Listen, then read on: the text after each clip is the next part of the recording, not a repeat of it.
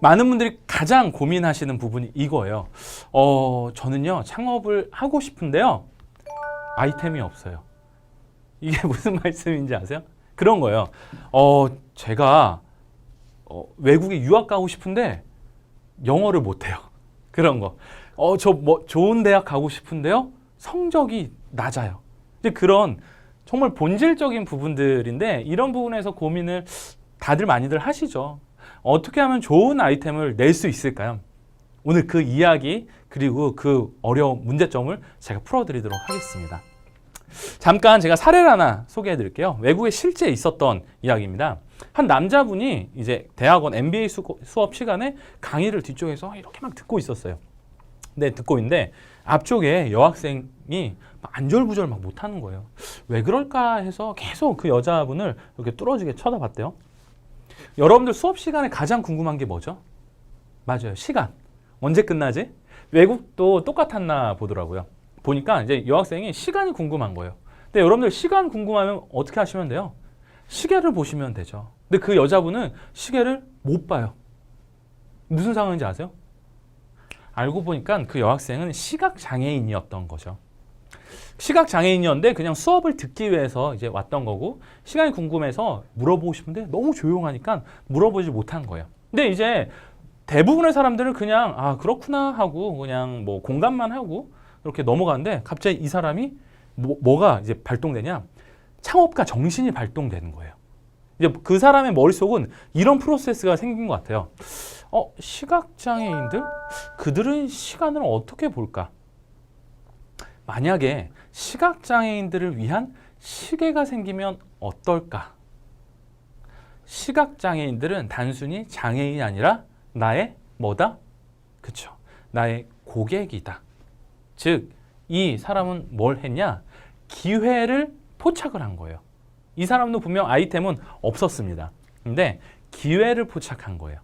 아, 뭔가 여기에 시장이 있겠구나. 그러면 그들을 위한 시계를 내면 수요가, 시장이 충분히 있겠다라는 것을 발견하게 됩니다. 그리고 나서 거기에서부터 이제 시작을 합니다. 아마 우리 20, 30대 분들이 상당히 선호하는 시계 중에 하나인데요. 이 브래들리 타임피스라는 시계예요. 아마 한 번쯤은 보지 않았을까라는 생각되는데요. 보시면 이거는 눈으로 보는 시계가 아니라 손으로 만지는 그런 시계예요. 이 시계의 차별화된 전략은 이거예요. 여기 앞에 보이시는 이 구가 분이 되는 거예요. 이게 분이 되는 거고, 그리고 지금 여기 있는 구가 시가 되는 거예요. 그래서 손으로 시각장애인들이 아, 몇 시 몇 분이구나 라고 이렇게 아는 시계죠. 단순히 원래는 시각장애인들을 위한 시계였죠. 하지만 워낙 너무 디자인도 이쁘고 그래서 일반인들도 정말 많이들 차더라고요. 그래서 이걸 보면서 다시 한번 느꼈습니다. 만약에 내가 아이템이 없더라도 괜찮다.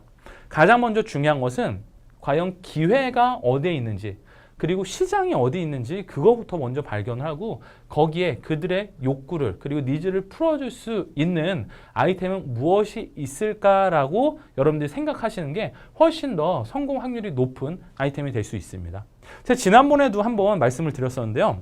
실리콘밸리에서 실패하는 아이템 1위가 뭐냐면 내가 좋아서 만들었는데 정작 사람들이 원하지 않는 아이템이거든요. 마찬가지로 내가 좋아서 하는 아이템 그리고 수요가 없는 아이템은요, 어찌 보면 실패할 수 있는 그런 아이템이 될 수 있다라는 그런 부분입니다. 그래서 여러분들은 가장 먼저 기억하셔야 될 건 이 수요와 공급에 대한 부분의 원리를 좀 기억하시면 좋을 것 같습니다. 먼저 수요는 사람들이 원하는 것이고 그 원하는 게 얼마나 많은지에 대한 부분이 수요고요. 공급은 그러면 그 수요를 내가 어떻게 해소해 줄 수 있고 어떻게 그리고 보완해 줄 수 있는지에 대한 수요와 공급의 원리라고 생각이 됩니다. 여러분들이 수요라고 하면 세 가지를 좀 기억하시면 좋을 것 같아요. 첫 번째, 경험적 수요가 있고요. 두 번째는 사회적 수요가 있고 세 번째는 경제적 수요가 있습니다. 하나씩 한번 볼게요. 경험적 수요가 어찌 보면 직장인들이 가장 많이 접근하시는 수요 전략입니다. 보시면 창업자 혹은 본인이 타인의 직간접적으로 경험한 사실을 바탕으로 문제를 해결하고자 하는 그런 수요가 경험적 수요입니다. 이런 거 있죠. 직장 생활을 하다가 문득 어떤 고객 혹은 파트너사를 만나는데 이런 부분 참 괜찮다. 혹은 여러분들이 경험을 했는데 이런 부분에서 좀 필요하다. 수요에 대한 부분이 될 수 있고 그게 경험적 수요라고 여러분들이 생각하시면 될 것 같아요. 두 번째는 사회적 수요인데요. 사회적 수요란 정책 등의 사회적인 변화나 보안, 안전과 같은 사회적인 그런 문제들을 바탕으로 그 문제를 해결하고자 하는 그런 수요가 될 수 있습니다. 생각해보면 정책 혹은 지금 현재 사회적인 변화에 필요한 그런 문제들 어떤 게 있을까요? 뭐 예를 들어서 다문화 그런 부분들도 될 수 있을 것 같고요. 혹은 주거에 대한 문제, 그것도 이제 수요가 될 수 있겠죠.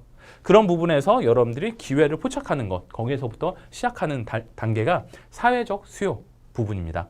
세 번째는 경제적 수요입니다. 경제적 수요는요, 소비자가 재화나 용역을 구매하고자 하는 소비 의사를 핵심적인 경제 활동의 요인으로 문제를 해결하는 그런 수요입니다.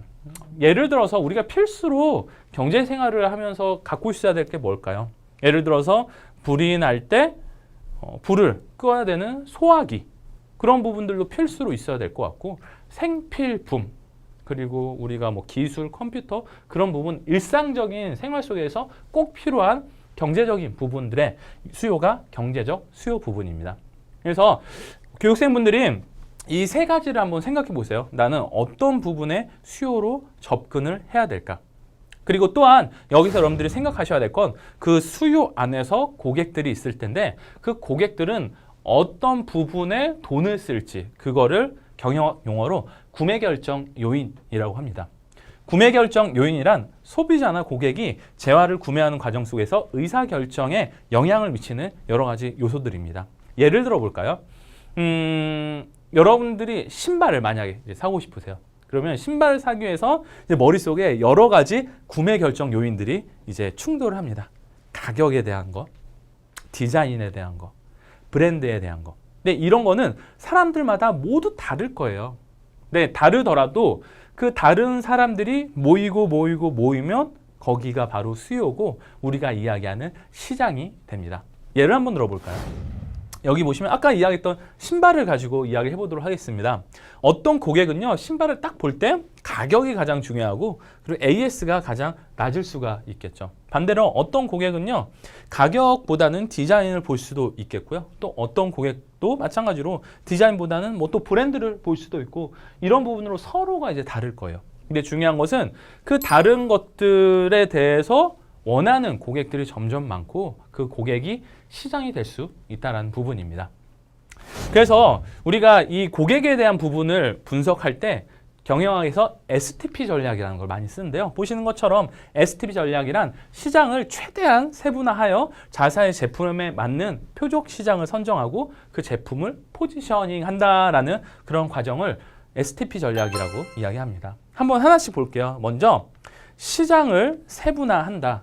즉 우리가 그 어떤 기회를 발견했다면 거기에서 시장은 어떤 부분들이 있을까, 그리고 시장에 어떤 특징이 있을까 부분을 볼 수 있고, 그리고 나서 거기에 만약에 내가 아이템을 낸다면 어떤 부분에 타겟을, 대상을 누구로 할 것이냐라는 볼 수 있고, 마지막 세 번째로는요, 거기서 내가 잘할 수 있는 강점과 약점을 가지고 포지셔닝을 함으로써 여러분들이 창의적인 아이템 발굴할 수 있는 기회를 포착을 할 수가 있으실 거예요.